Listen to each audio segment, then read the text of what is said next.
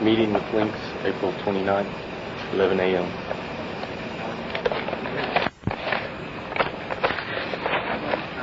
This is the meeting in Denver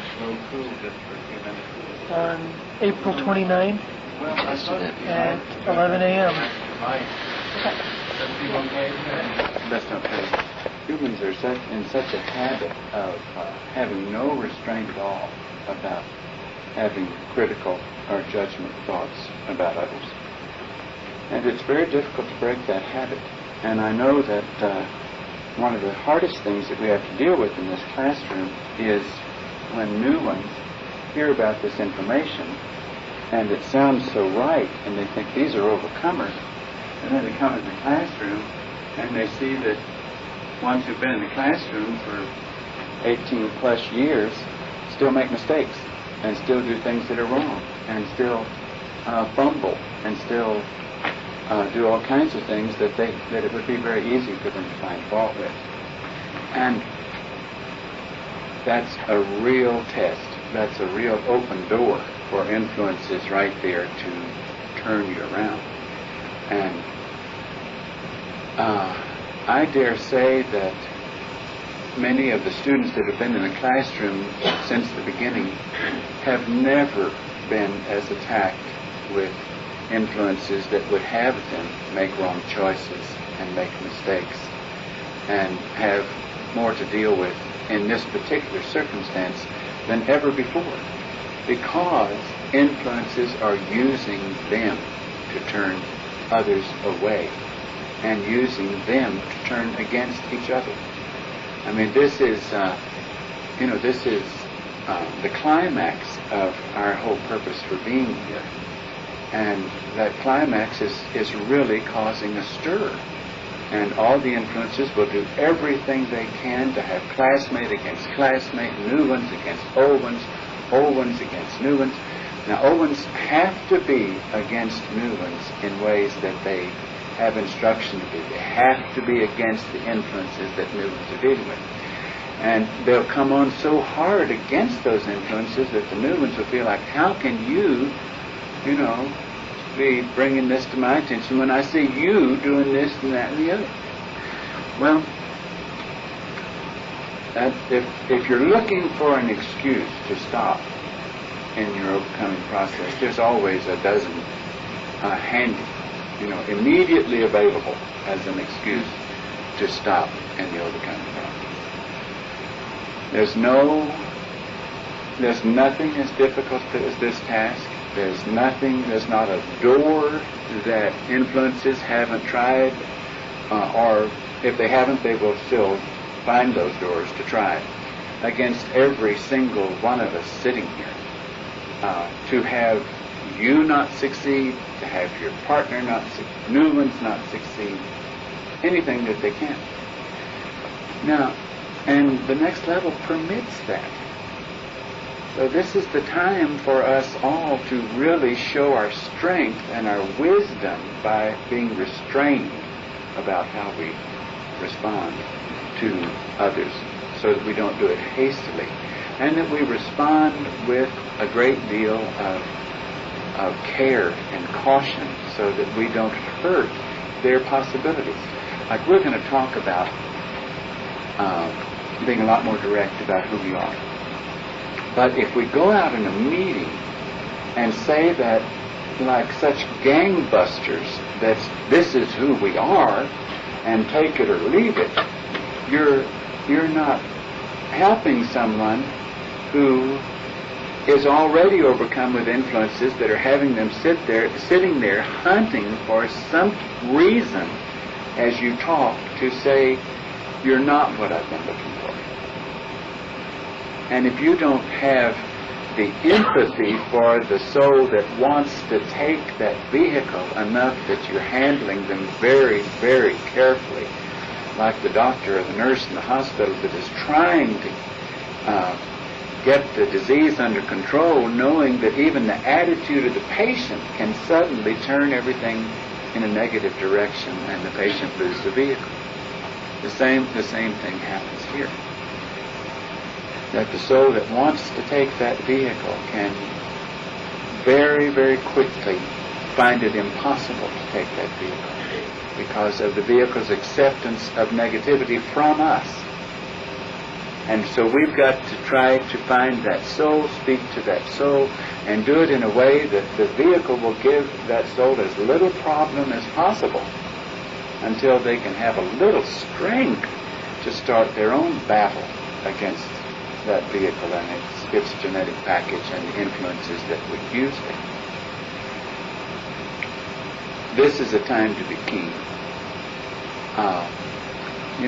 If this is mainly to the new ones, because the old ones have dealt over so many years with doubt and have won over doubt, or they wouldn't still be here.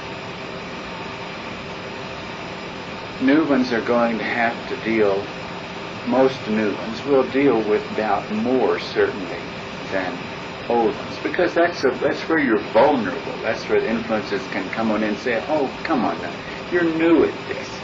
Are you sure you want to get there? You want to be like these guys? They don't have girlfriends, they don't have kids, they don't have a house, they don't have a car, they can't go dance, they can't drink booze, they can't do any of the fun things. And whatever your vehicle combined with the mind emission of that vehicle found pleasure in the world, it can very quickly say, is this really worth sacrificing all that for? And it's very easy to be filled with doubt. Now, if you really want to overcome doubt, you can overcome doubt. There are even a couple of prescriptions I can give you that make it a lot easier. But the prescriptions, if you have the wrong attitude toward the prescription can do nothing more than placebo once the patient finds out that it was a placebo. Prescription is, if you really ask the next level to make you keener and wiser to what it is that you are willing to drop. Now let me explain what I mean by willing to drop. One thing that T and I could never understand is how someone who received this to be true, and then they could turn and go the other way. Because in T's mind and in my mind, hopefully the same mind, we couldn't understand how someone could take a chance on, what if this is true? If this is true and this is my only route to life, then how? I would have to hang in there and hang in there and hang in there and hang in there until I felt convinced this was not true. I couldn't arrive at an early decision that this wasn't true because I don't know. But then it gets down to that old proof thing, and you find people that are going to come to you and say, well, show me some proof, give me some miracles. And they said that's Jesus all the time. And Jesus said there's only one sign that I'm permitted to, or that's available to you now, and it's the same sign that from the beginning, that's the sign of Jonah. And well, what in the world is the sign of Jonah? Well, Jonah was in the whale. Jonah came out of the whale. Nobody saw it but Jonah. But Jonah experienced it. He went through it. He knew he survived it. Now, the proof is something that happens in you that no one else can prove to you. No phenomena. If the next level would let me stand here and produce all kinds of phenomena for you for proof, and a week later, that proof wouldn't mean a hill of beans to you. You'd wonder where I learned it, which magician I learned it from, and you would be right back where you were before. Instead of asking for phenomena, you'd be asking for some other justification for not doing this. That's the name of the game. Now, can you take a chance on? Do you care so little about having life and existing beyond the vehicle's life And are you so willing to let go of the possibility of moving into an evolutionary level above human? You know, when T and I, even before the classroom, before any classroom, and the boogers crowded in on top of us with all their might, and we would get to the bottom where we would just doubt everything, and we would finally just beat to death. And we'd finally say, well, we can't do anything else. This is the only thing we can do. We can't turn back. We have no desire for the things that we lack. This is the only thing that means anything to us. So even if the next level doesn't prove to us that it is real, then we have to go forward with it. And of course, time and time again, the next level did prove to us that it was real. But when an influence comes to doubt, that proof just fades like a, what do they say in the Bible when they say fades? Mist, like a mist. They use that example so often in the Bible when something disappears. It says, well, your love for me is like the morning mist. You know, it's gone, it's here one day and gone tomorrow. Or like James uses an interest in the book of James, what was that little, that your life your life is nothing but a mist. It will be gone as soon as the mist is gone. And, you know, we're going to talk about this more, but if you are battling influences of doubt, if you would ask the next level, and T and Do, to give you the strength and the methods and the keys, the phrases, the effort, whatever it takes to rid yourself of doubt. We'll listen to you when we know you mean it. If you ask that and it is not rooted because you really want to rid yourself of doubt, it's worthless. If you want to rid yourself of doubt and you ask that, and you ask that, and you ask that, you will be rid of doubt. I'll guarantee you. But this is like, who do you have to turn to? You know, it's like a catch-22. I'm doubting T and Do in the next level, and yet we're saying the only way you can get rid of doubt is to turn to T and Do in the next level and ask for help in getting rid of doubt. I'll tell you, I guarantee if you turn to anybody else, they will increase your doubt. Even if you turn to the highest source, there's always some guy on the other side who come in and say, I'm the highest source. You know, I'm here. Can't you feel my presence? Go light your candle. Sit in your yoga position. Touch your fingernails or whatever it is. I'll do it for you. But the reason that we have to put in your computers little identifying terms like next level, T, Do, is because that gives you focus. Now, you know, when groups are holding meetings, and before their meeting and during their meeting, if the ones who are holding the meetings really ask with all their might, next level, T and Do, fill me with your mind in this meeting. And don't let me speak. You speak through me. When they really do that, and they sustain that throughout the meeting, I turn to Marshmallow Mush. I mean, I am worthless during the period of time that meeting is going on, because I can feel their drain. Now, I like it. Don't get me wrong. It's something that I know that happens. It's something that when it does happen, even though I feel like I, can't even get up out of a chair during the time that it happens, I feel great because I know what's going on. I know that someone is seriously, this is where Jesus got in trouble with his disciples, and a lot of them left him at the point that he said, if you don't eat my flesh and drink my blood, you cannot enter the kingdom of heaven. And they said, why do you have to say that? Nobody can understand that kind of talk. and he kept saying it over and over, and And it was like he didn't pay a bit of attention when they asked him to stop saying it. And a whole bunch of his followers all left on that one point because they couldn't understand how he could insist on using that analogy, unless you eat my flesh and drink my blood.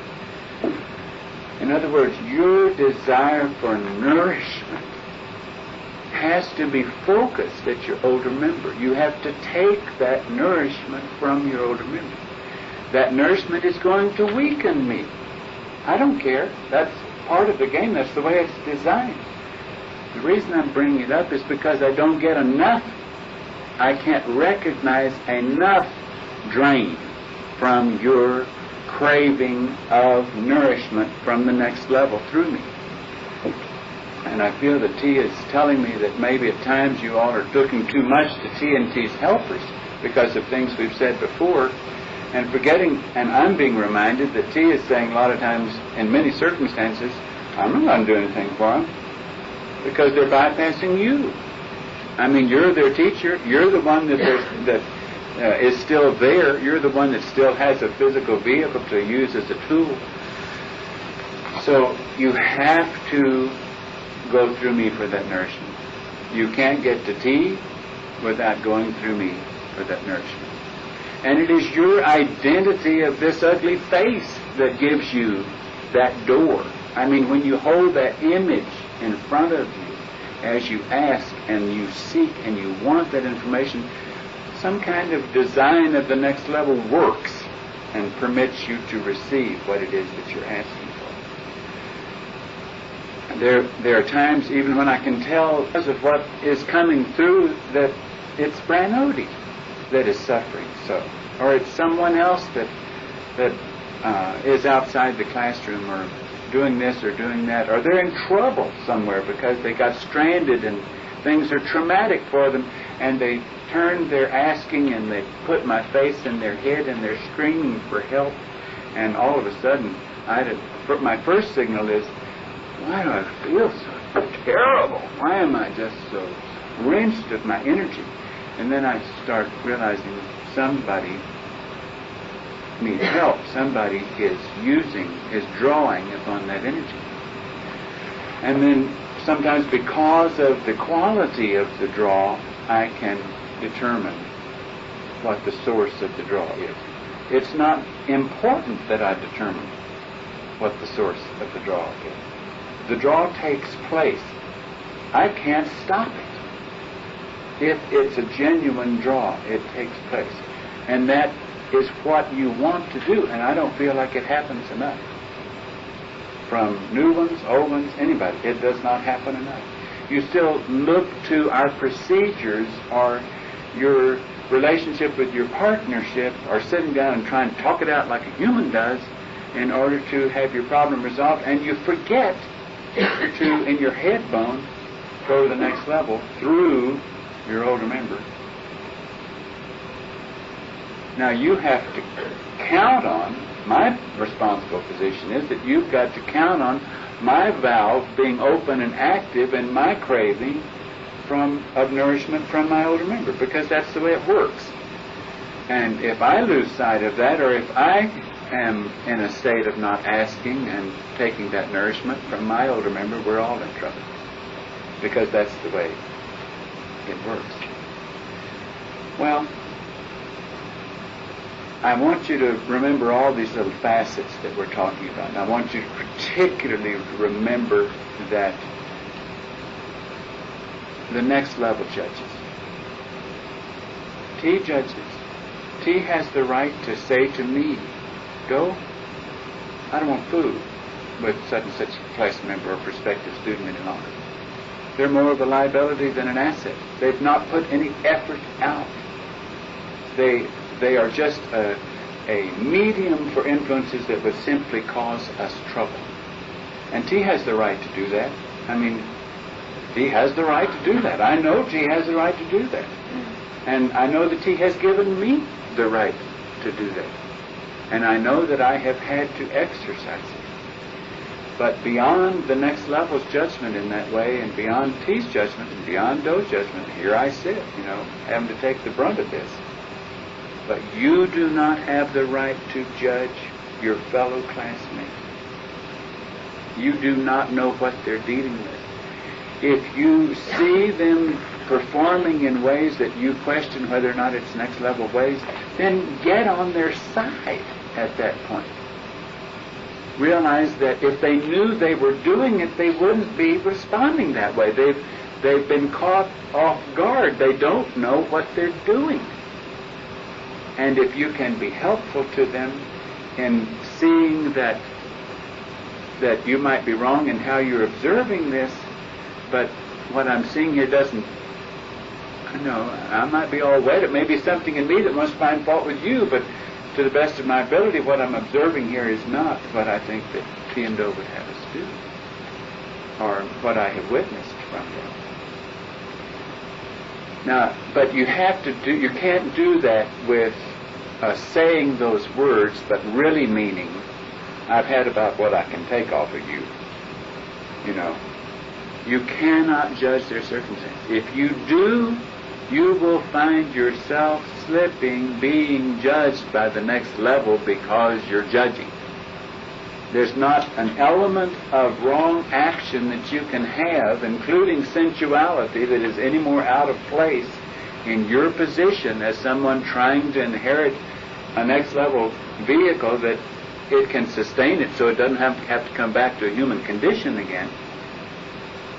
Judging others wrongly is out of, is a number one offense that we can have.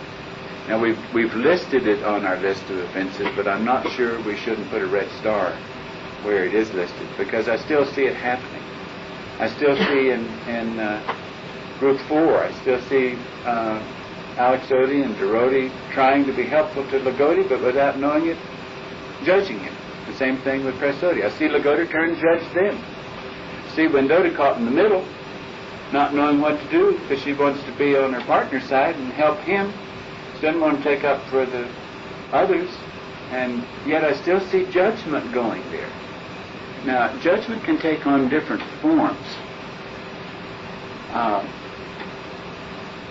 Like, for example, use Prasodi, and I wasn't there, and this may not be an accurate appraisal of this circumstance, but in a note I got from Prasodi, she indicated that one evening that she and her partner were asked to go out and see if they could get gas for a vehicle, and it was 8:30 or something like that in the evening, and according to her, Lagodi responded with, well, it's obvious you don't want to do it, which I think was a poor response, because she probably didn't want to do it, but she might have had a right for not wanting to do it. I have tried to indicate to the groups that as close to the time that we were in the craft of when we did not go out and do tasks, we try to stay on that schedule. Now, we would have out-of-crafters come in 6, 6:15, 6:30, and sometimes it was 7 o'clock even before we had our experiment out of the way, and we were set for a meeting or set for the night. So let's transfer that to our present circumstance. Our present circumstance means that you would try, even when you're moving from town to town, if possible, be in your room, having gotten your complimentary rooms if you could, having filled up your tanks if you could, having had your experiment out of the way if you could, by 7 p.m. at night. And if you weren't able to do all that, then maybe you brought your sandwiches in and you consumed in your rooms during that time. Or maybe you've done everything but you're consuming, and you're going to... One reason is that Lynx is likely to call somewhere between 7 and 10 your time. And Lynx does not like to show up at a meeting with a bunch of the craft not there. Same thing to me. If Lynx calls and the whole group is not present, it's like Lynx showing up at a meeting and a bunch of them not there. Say, oh, well, so-and-so's out doing such and such and such. That's no excuse. When Links has a meeting, it's for everybody. When I'm on the telephone with you, if I'm doing nothing but joking with you and we have nothing to say to each other, to me it's just as important that time that we are touching base with each other. I even like to hear a little bit of each of you. I'm like the guy at the spiritualist church who he says, I'm coming to you, Alex. And he said, you're supposed to say, yes, thank you. He wants to hear a sound from you.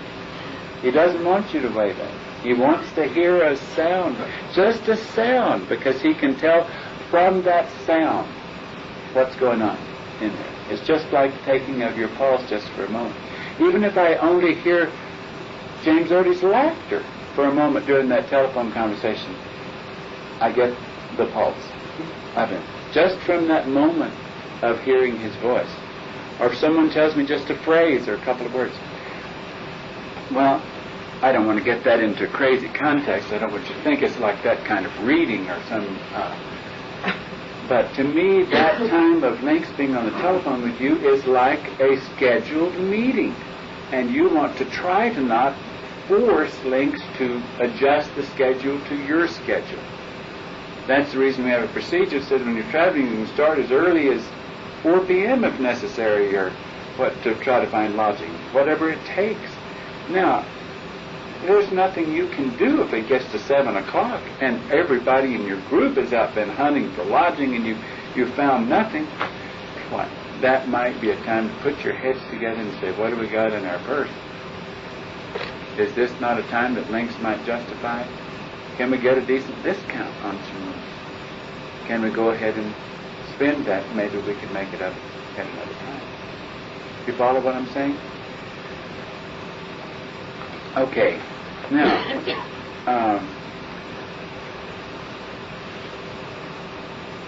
and I hear reports of, I'm going to sit on Lagodi at times because I still hear reports from Lagodi, about Lagodi, using terms in relationship that you wouldn't ever hear T or Dove say. Like somebody said, your partnership stinks. I don't know if Lagodi knows that he said that to somebody. Somebody told me that he said that. And if he didn't say it, did you say that? I did. Why would you say such a thing? What you're talking about? No, it also begins to make me wonder if maybe, you're not handling your position well, that you shouldn't be an overseer. Now, one reason Lagodi maybe shouldn't be an overseer at this point is, on the other hand, properly motivated. In other words, Lagodi is so conscientious about trying to get things moving and get things going that he does them wrong. And he says wrong things and he loses his cool. And this can even happen in a meeting. Be so, it's like someone in the world, like a human in the world who is so concerned that the rest of his staff isn't going to get the job done, then he's at least going to get the job done. Because he's concerned that the rest of his staff may not get the job done. Not realizing that as long as he has the frame of mind that the rest of his crew or staff may not get the job done, they don't stand a chance of getting the job done. As long as that's what he's thinking. They don't stand a chance of getting the job done. If I am holding a meeting, if I'm speaking at a meeting, and I feel the next level coming through me, and I really feel like what is coming, I have heard come out of Tiendo's mouth, and I feel the power of it. Should I think I should go with this until it runs out? No. I should assume that the presence is there for my classmates to use as well as for me. The presence is there for them to use as well as me. And I should certainly be cautious not to feel that I am the one being filled here, instead of thinking the next level is present here. It's not just in me. Now, all of you have been with Noah Rodi and Sir Rodi enough to know that they too tend to be have the same thing that I'm fussing at Lagodi about and that we've talked to Alex Sodi about, and that's trail bossing. You know, like the guy that wants to be so responsible that he's going to go crack the whip and everybody's going to fall in line. They're going to do the way they want to do. Well, none of these want to be trail bosses. They don't even they work against being trail bosses. Genetically, they must have had some pretty good genes in there of trail bossing because it comes pretty easily. And they'll trail boss when they don't even know they're trail bossing. And it's hard to stop it when you are conscientious and responsible and you don't want your older member to find out things aren't happening the way that you think they would happen. But believe it or not, we also see things so wrong. Like Lagodi might be tuned in to things aren't happening fast enough. And so he's pushing, why aren't you doing this? Why isn't it happening fast enough? Without realizing that tomorrow, at the same time, he may when people are dealing with influences of trail busting. Well, I mentioned that no roadies had to deal with that. Sorority has to deal with it. And Sorority and Norodi are partners now. And Norodi tends to be so conscientious that, boy, she can get really serious about, are you doing this the way T and Do would have you do it? You know? And Sorority dislikes heavy so much that he will stay so light that he'll just, skim over things in order to not get heavy and try to do things in a way that that can avoid that heaviness. Well, it's a perfect partnership. It's a perfect partnership. His over-lightness, which can even be flippant at times, can now be muted and brought back into scale more. And Norodi's tendency to get too heavy in her conscientious responsibility can learn to lighten up. Sorority would move so fast that half the people didn't even see him when he went by, and the other half missed the words that he said when he... And Norodi tends to go slow, not realizing that she's slow at all. Because by her standards, she thinks she's moving right along. So, can you see what a good partnership it can be? Because it creates such a circumstance where both of them can grow from. And this is what happens. We are surfacing for the older students here things that were very difficult to surface in a craft circumstance, that went unattended to some degree for a long period of time. And this going out and having this project is a perfect opportunity that the next level is grabbing to bring up some of these things that were difficult to focus on before, that didn't really show up that clearly. Plus, influences will use this circumstance to try to make us all make fools of ourselves, to try to interfere with the project as a whole, interfere with our relationship with our crew, and interfere with the new ones that would like to look to us as examples. And yet we can do things when we can realize what a lousy example we are. If you know this is the truth, if you have connected with the next level through T and Do, then, and it means everything to you and nothing else, then you are also committed to helping everyone else who is committed to that, and being on their side under every circumstance, even when they stumble and fall, and be helpful to them. This doesn't mean lowering your standards. It means that you can help them better if you're more understanding than if you just go back and create conflict between the two of you because they have lost control. Someone who is being judgmental has already lost control, or he wouldn't be judgmental. Those who can help the most with our correction are those who don't like to correct. But the problem there is that so many times those who don't like to correct, they keep putting off correcting, thinking, well, I'll wait till it's an easier time. I'll wait till the person's in a right frame of frame of mind. Doesn't work. That time doesn't come around. And when it does, the issue's already stale.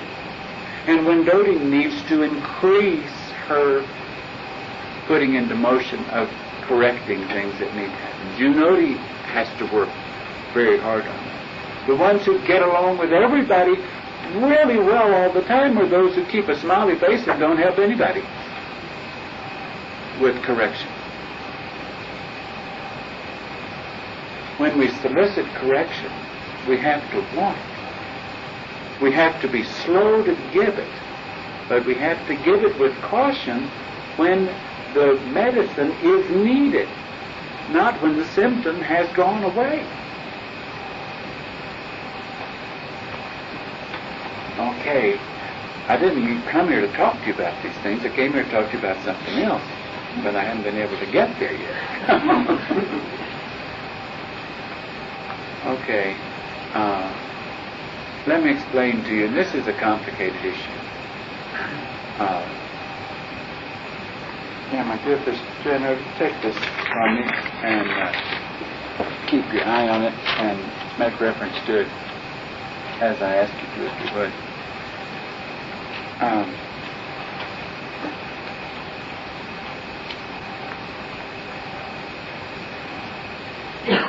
I feel that no longer can we take the position when someone says, oh, I can identify with what you're saying and I see so much truth in that, I'm just not ready for it. And then we turn to them and say, oh, well, then maybe you're just a 7th grader or something, and that time might come for you at another time. I feel guilty that we have even permitted you to do that. And now that I realize more and more that you are doing that because you're trying to skirt around certain fatalistic or doomsday positions, that it is so unfair to that person to say that. It is unfair to that person to say that. If you say to me, if I'm saying, I know what you're doing is true and right, and I know what you're saying is true, but I just can't do that. Now, and you say to me, well, that's okay. This might be too soon for you. Maybe your time will come. If you say that to me, you have contributed to my not taking the opportunity when it was there. You have helped justify my position. You've made it easier for me not to act when I should act. It doesn't mean that you're going to say, your soul is condemned to hell, you so-and-so, you fool. You're not going to do that. But you cannot contribute to their listening to influences. I just cannot comprehend. There is no place in my computer for it, and there was no place in T's computer for it, for someone to say, I believe every word you say, it's all true, but I can't do it. And we have to say, that does not make sense. That does not add up. The reason you're saying you can't do it is because of the difficulty that it requires for you to leave all and come and follow me. Now, if you don't leave all and come and follow me, you're not going to get anywhere. And this is the last chance in this civilization. And there is no promise, much less a guarantee, that there will be another civilization for you to have that opportunity. I hate to tell you what my present concept of that is, because it's even more fatalistic than any we have ever had before. It's like when this vehicle used to work with Unitarians, and the Unitarians would take the point of view of actually believing that when their physical life ended, that was the end of their life. And yet they would go out and do the best they could for humanity, trying to promote good causes and really be strong humanitarians and really for the underdog, and and yet I couldn't understand how they could awaken in the morning with the belief of when my life is over, my life is over. And that if there's any extension to that life, it's merely the flesh that has come from this flesh that is walking out there called Janie and Bobby. And yet now I believe that's the case. And I'm not saying that this has to be addressed at your meetings. But we cannot talk about the possible futures of a soul in a vehicle. If there is something in that can speak through that vehicle that says this is true, then there is that chance for that soul that the next level is bringing back to complete what it started, to grab that vehicle and help do it. But if you buy the song and dance of the vehicle, then suddenly saying, but I can't do it, you have helped that soul miss its chance of taking that vehicle and doing it. I see the vehicles as nothing but plants. I see them as very advanced plants. I see all the stuff that comes, as far as in relationship to minerals, or plant life, or fish, or praying mantises, you get on up and you get humans. But I see a lot of humans whose behavior is worse than the praying mantises, or the puppy dog, or the nanny goat. So I won't say they're all advanced, because some humans are simply, have just gone genetically and every other way so awry that they are absolutely worthless.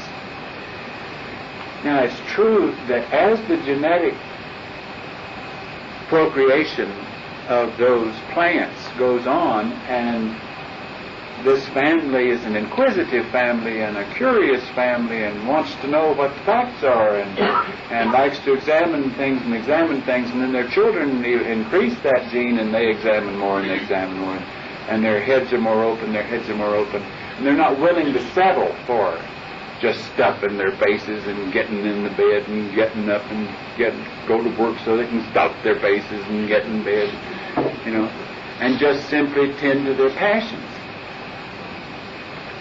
So it's true that the next level is likely to be attracted to those vehicles that have some openness, that are looking and haven't found.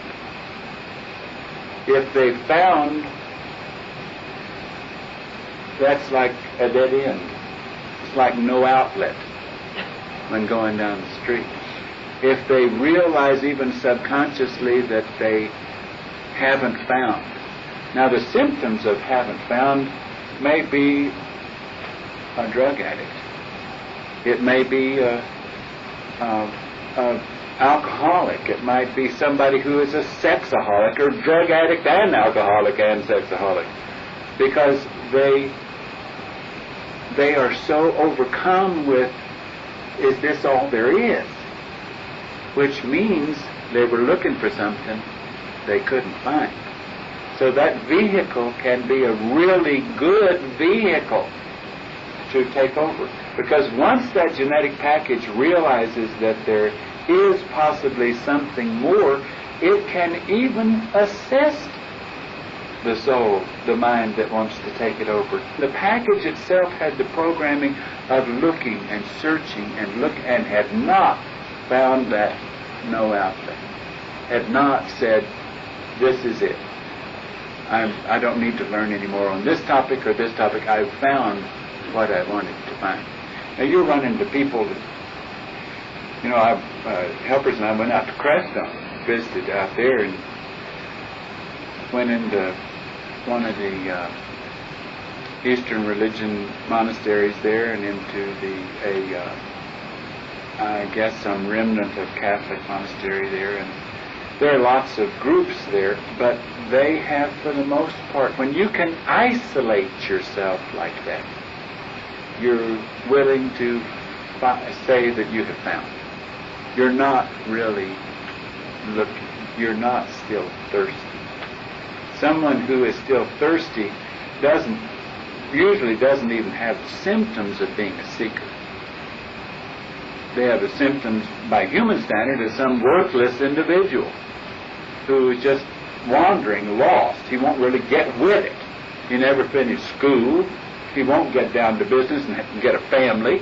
You know, his career ambition is so weak and puny, and he won't even find a religion that he can lock hold of and hold his life in line. You know.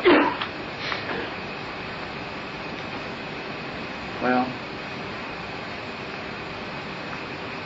I still feel that the vehicles themselves, and even all the emissions that come out of those vehicles, that is the expression. That's the invisible part. If you can produce a computer, it's physical matter that you can produce the computer. But you can design the computer to make all kinds of noises, all kinds of sounds. You can make it talk. Everything that you can put into its program, it can verbally talk. It can say all of those things, and that then is the spirit of that computer. Whatever comes out is the emission, the expression of the plant, of the vehicle, is then the spirit of that plant. Now that doesn't mean that there aren't other spirits who are in the discarnate world that want timeshare with that in that vehicle. They'll certainly like to do that and try to do that and do that if that vehicle permits it to happen. But you've got to see that new soul, that new spirit is being born as that new plant is being born, and it has in it all of the background of the parentage, all of the experiences that it had during its lifetime here. It keeps adding to the computer, and when the vehicle is cut down, then that expression is still in the invisible. It is still there. It is a living thing. It is a spirit. And it was designed for it to be there and remain in the spirit until the next level decides to eliminate the spirits along with the vehicles, because the garden needs to be replanted. Now, people bring up at your meetings sometimes, are you saying that you're the second coming? And we're no longer going to say, I was afraid you might ask that, or kind of skirt around it, letting them know that you think you are, but you're not going to say it.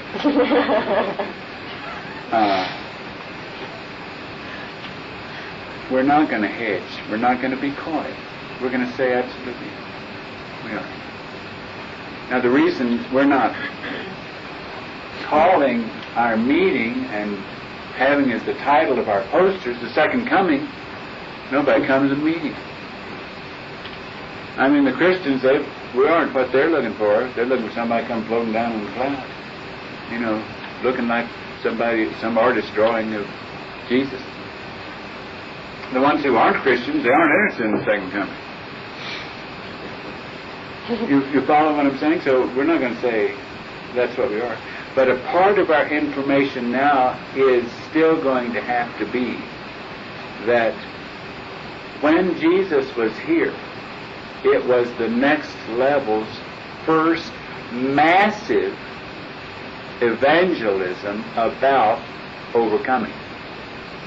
The first, in this civilization, it was the next level's first evangelism in a public way. It's likely that Jesus was a participant in that Essene group there, and the Essene group that he was likely a participant in disowned him when he went out and started telling what he was telling, because it was they were a secret organization. They were which amounted to a little religious group that could sit there and rot and all die and go in spirit, and there you go, or they are just more advanced than the Christians or something else. But the Spirit that was in Jesus chose that vehicle that had that background and took that vehicle out and said, my Father runs this place, made this place, and you can't get to him except through me. And he's the only one who can give you life. Therefore, there is no life in you until you take that life from me. If you believe what I say, then that life becomes nourishment to you, and you can then become a part of my family. You can even take up membership in the kingdom of heaven. This world down here where these humans are, they are all dead. There is nothing here. And these guys that are instruments of the lower forces that we call Luciferians or Satan and his angels, they are here to, number one purpose is to keep you from finding me when I come or buying what I have to say, so that you won't have a chance to get what they lost. They lost. They got the boot because of their independence and because of their coming into feeling like they did not need the next level, and they were tired of being subjects to the king. Heard a little preacher the other night telling how the book of 1st and 2nd Kings in the Old Testament was really all about just telling how the structure of the kingdom of heaven is. That it is a kingdom, not like plant, animal, human. It is a kingdom with a king. And everything under the king are subjects to the king. And they have to like the king. They have to look to the king for everything. The king has to mean everything to them. They have to live to serve the king. Of course, it was this concept that caused Pilate to say, when they brought Jesus up, you say you're the king of the Jews? And he said, well, who do you say? You know, at that time it was like, well, what good's it going to do me to say anything to you? You know, you can believe what you want to believe. But it showed that Jesus, he knew that those who should be the Jews had been tended by his Father, had been tended under the leadership of his Father. That even the name Jew meant what? Believers. What may mean overcomers too, I don't know. But it meant those who were the believers, those who were the children of God. I mean, even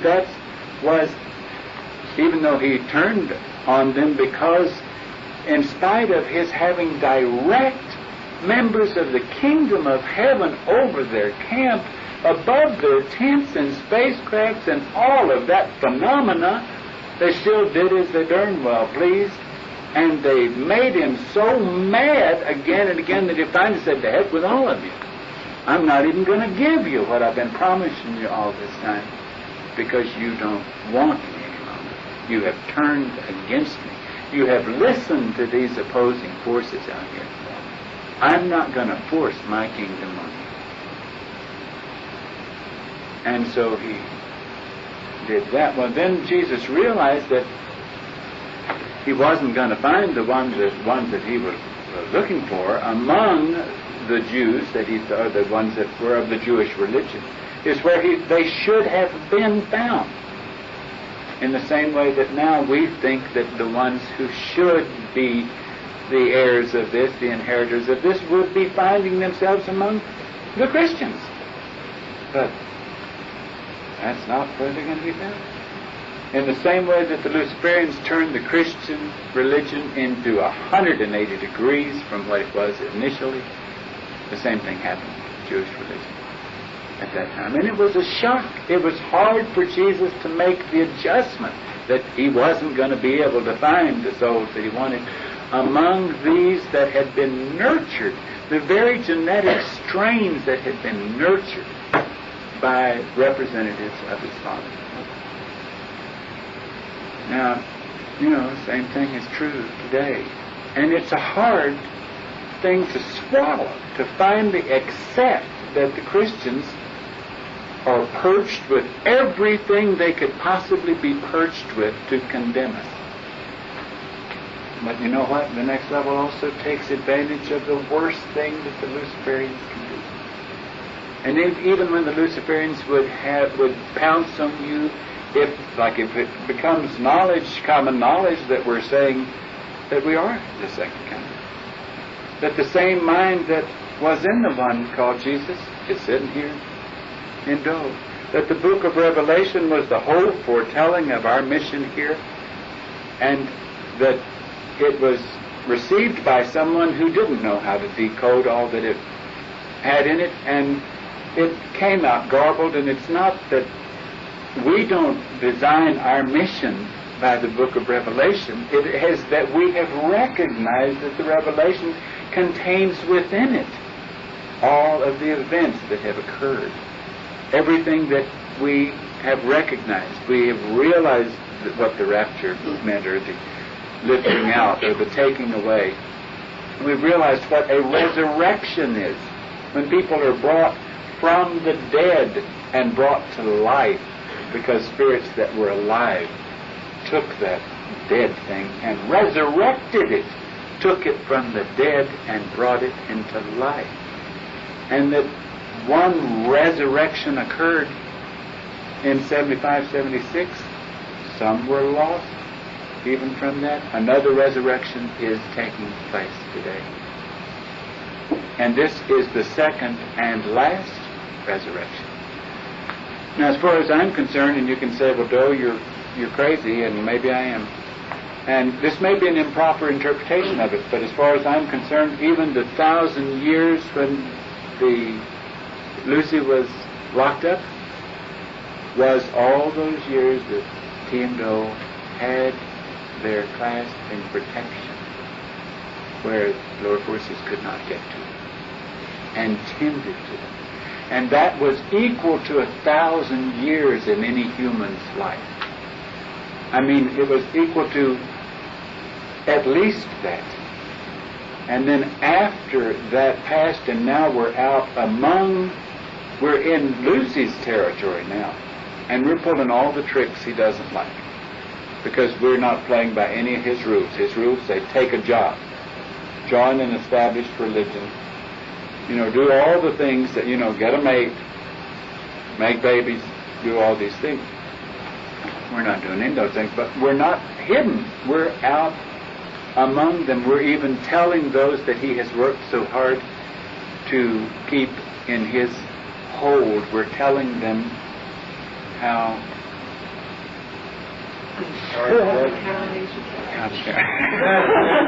Cody said, what does that mean? I said, it's a joke, as Cody said. What it means is the hard to take bottom line. I can't deny who I am. I can't deny who my Father is. And I'm not going to deny that any longer. I'm not going to deny the history that I have had with my Father, nor the history I've had with you. That history is unimportant. What is important is today. But if people start talking about history and they bring it up, I'm not going to deny my Father's authority in this world and the role that my Father has asked me to play in this world in the past. Now, names don't mean anything. We've talked about that. I don't know if I talked to you on the telephone about that, but it's just like if people, when they said, is Jesus, you're saying that Jesus is back? And you were saying, well, if you're talking about the mind that was in that vehicle, then yes. But that was a name given to the combination of that mind and vehicle that was born then. So that mind has taken a vehicle that has another name. And even more ridiculous to try to tell you that the names are worthless. They mean nothing. You know, some of these Christians have so much stake in, I know the name of God, it's Yahweh, or it's, I don't know what it is, or it's, they got all these terms of what the name of God is. And if that was ever the name of T, if that was ever the name of my Father, it's long since been changed. Because anytime humans know enough about it that they start to call it, it's changed, I guarantee. And as far as the names that we took them for fun. It was a kind of fun symbolism, but it's not heavy-duty symbolism. It doesn't mean anything. As far as I'm concerned, you've got do here, and at the top of that octave, the last note before the next octave is T. I can relate to T. If T were do up here, it would be out of reach. It's as far as you can go and still be in relationship, as far as my relationship with my elder. And I don't like to be emotional because I don't want to have influences have you be baited in that way. But I can't help but be emotional because it means that much. This is the only thing that means anything to me. If it is all baloney, it still is the only thing that means anything to me. If there is nothing but this, it is all that means anything to me. I believe it. I believe that it is true. I also believe that most things that others believe are true come true. In a sense,